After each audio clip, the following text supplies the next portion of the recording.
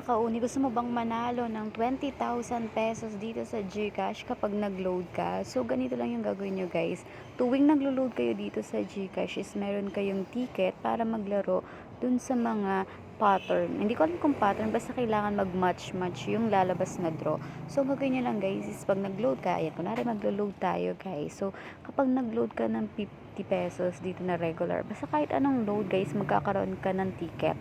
So, yung ticket na yun lalaruin mo. Tapos, magpipili ka doon ng mga choices. Papakita ko yan sa inyo mamaya. So, ayan guys. Maglo-load muna tayo dito. Hindi ko alam, depende yan sa load kung magkano yung ilo-load mo. Pero pinakamababa is 50. Magkakaroon ka na ng ticket. Hindi ko lang alam kung 3 piraso or 2.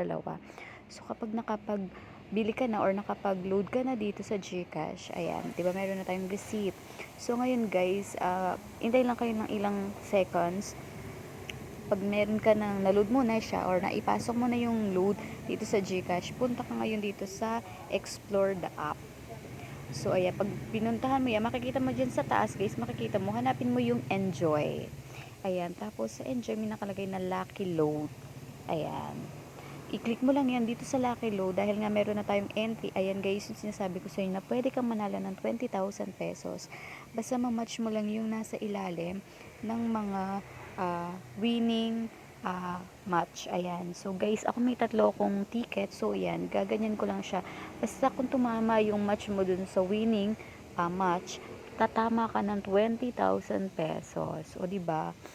Basta nag-load ka lang dito sa GCash, meron kang ticket na pwedeng laruin. So, wala namang mawawala, wala naman tayong babayaran. Basta is nakapag-load ka lang dito sa iyong GCash is meron ka ng entry or meron ka ng ticket na pwede mong laruin. So, malay mo manalo ka ng 20,000 pesos, diba? So, yan. Makikita nyo naman kung kailan yung draw. Ito yung sa akin is sa January 19. So, hindi ko pa nakikita kung tumama ba ako or yan. Kasi lalabas naman, pwede mo naman makita dyan kung tumama ka o hindi. Kasi makikita mo yung result dyan sa taas.